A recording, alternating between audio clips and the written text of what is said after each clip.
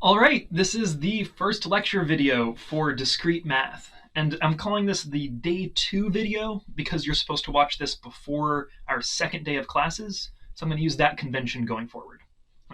So this first class really feels more like a linguistics class than actually a math class, but it's very important that we nail down these fundamentals before we move forward with any more mathy concepts. So today we're talking about different types of statements. And just to start off, just a simple statement is something that's either true or false. So like, today is Saturday, or 2 plus 2 equals 5, are each statements, and we call them simple statements because they cannot be divided into smaller statements themselves. That's in contrast to compound statements, which are composed of multiple simple statements. So we typically, if we're giving names to these statements, we might call one of them P and another Q.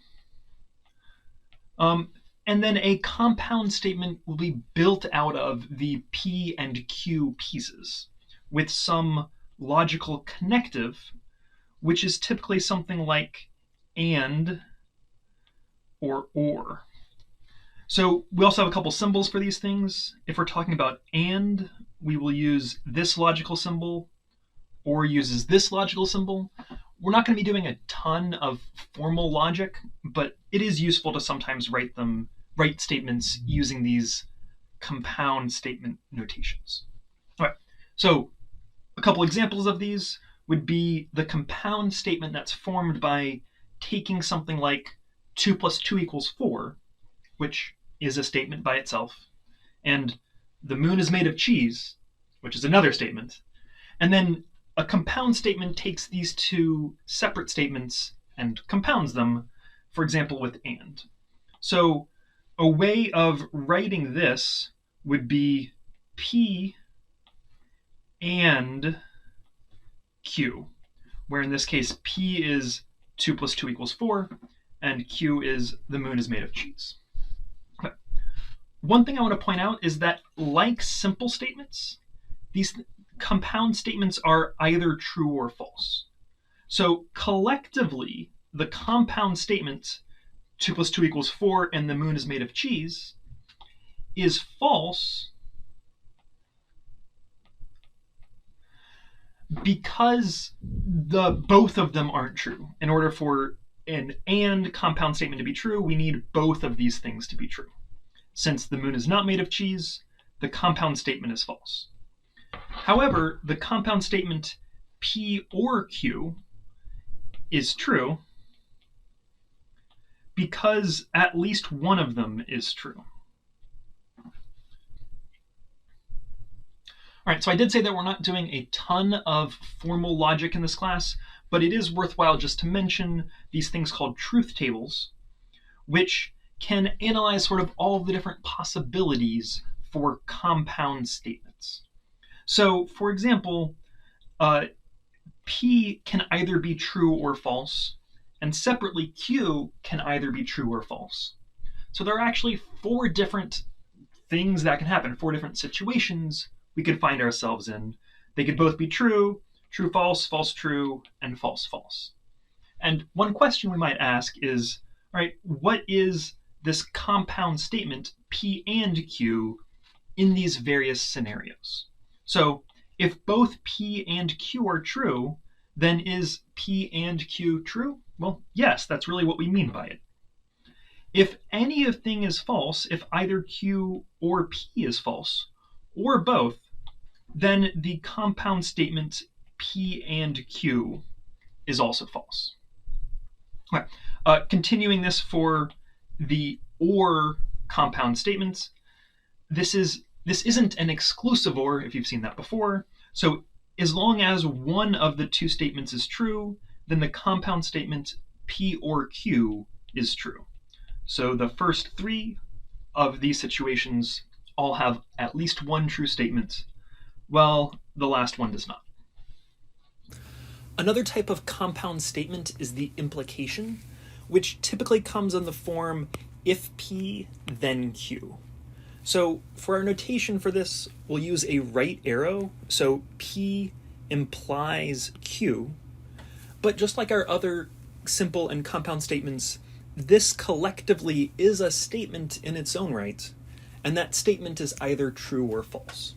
All right, so let's look at a couple examples of these. X equals 2 and x squared equals 4 are two separate, perfectly reasonable statements that may or may not be true.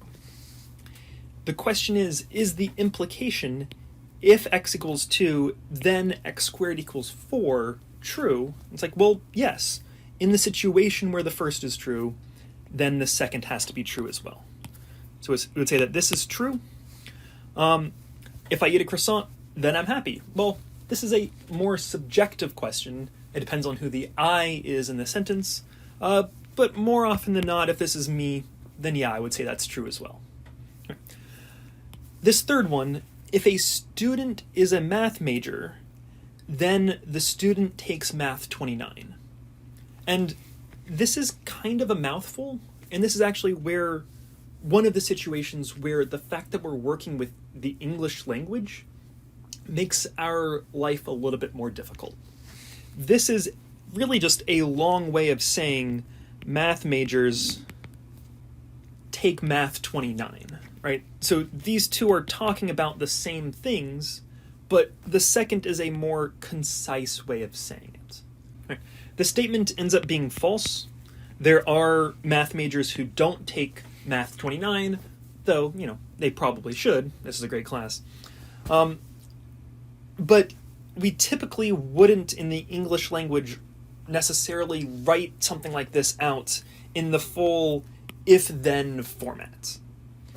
Implications are, at their heart, if-then statements, one thing implying another thing, but they often don't appear that way. And this is sort of where this becomes more of a linguistics question than a math question.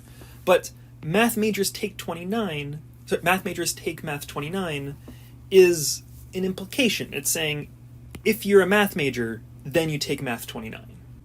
It rolls off the tongue easier, but it becomes a little bit trickier to work with, as we'll see on some future examples. Another place we might get tripped up is situations like this last statement. This last statement is what we call vacuously true. So this statement ends up being true by default because the conditional piece isn't met. 2 plus 2 isn't 5, so it doesn't matter what the rest of the statement is saying. For implications for these conditionals, if P, then Q. The only way the implication fails is if P is true, but Q isn't.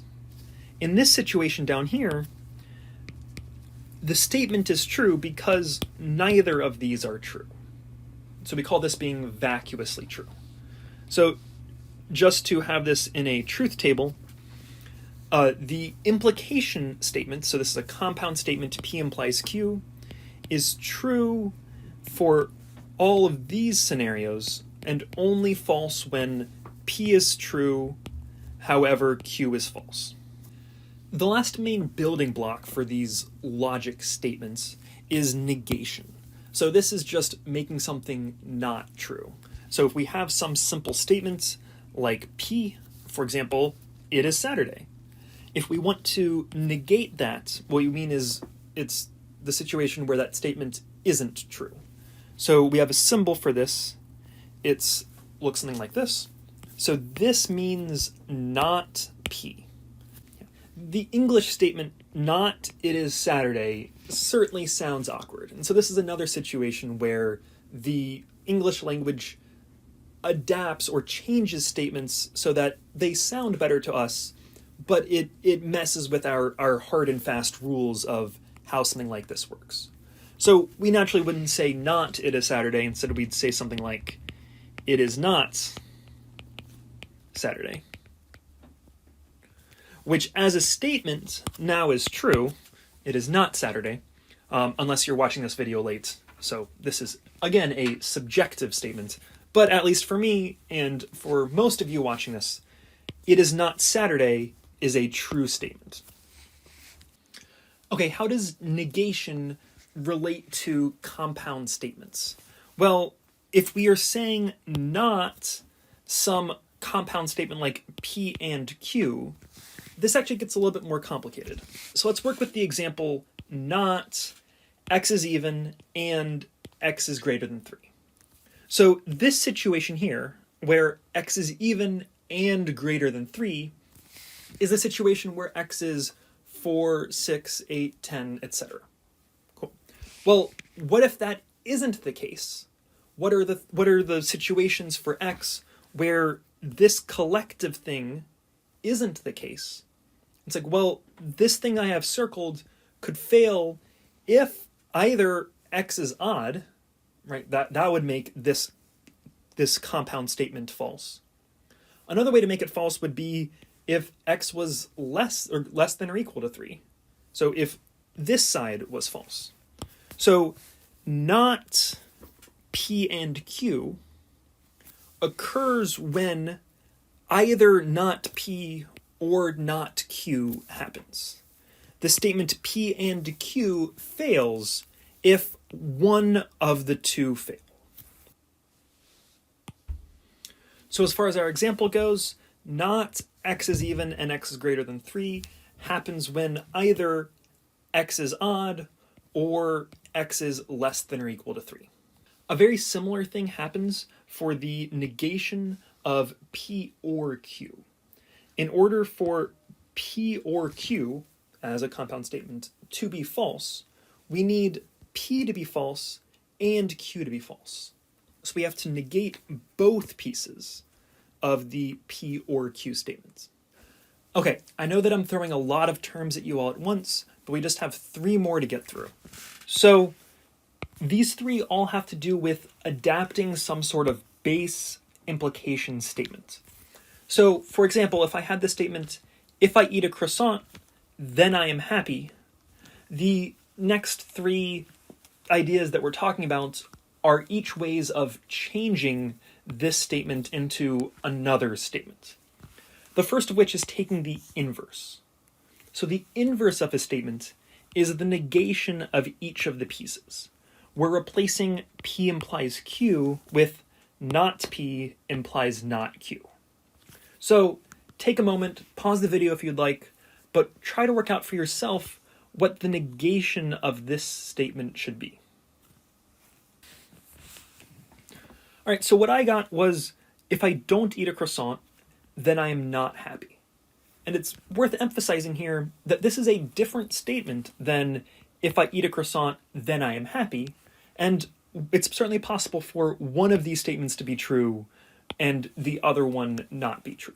Our next alteration here from our base statement P implies Q is to take the converse, which involves switching the roles of which one is implying which one.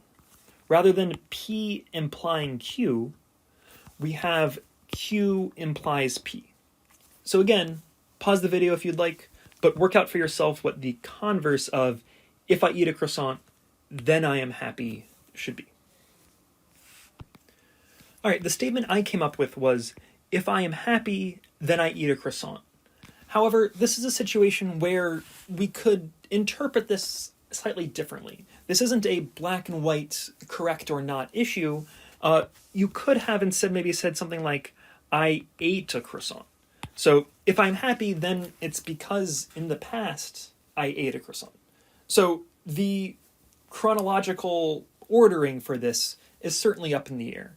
For a lot of questions like this, for a lot of questions where we're taking some statements and figuring out what the converse is, we need to pay attention to not just, hey, do I switch the roles of 2 pieces, but also, what exactly is going on? We have to use some of our best judgment to determine what we think the actual statement should read in English.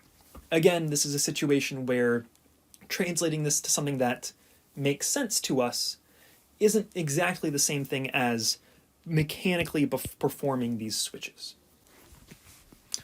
All right, the last piece we have is the contrapositive, and this does both of them. We are going to switch the roles of P and Q, and then we are also going to inverse or negate each of the pieces. So not Q implies not P. And again, take a moment, write down or think about what the statement, the contrapositive of the statement should be. I got, if I'm not happy, then I don't eat a croissant. Or equivalently, if I'm not happy, then I didn't eat a croissant. Again, these two sentences have very different English meanings, but we have to be a little bit careful with what exactly the interpretation of this is. The important piece is that we are switching the roles of P and Q, and we are negating each of the pieces. All right. The one last thing I want to point out is that the base statement and the contrapositive end up always being true at the same time and always false at the same time. So in a sense, the base statement and the contrapositive are two sides of the same coin.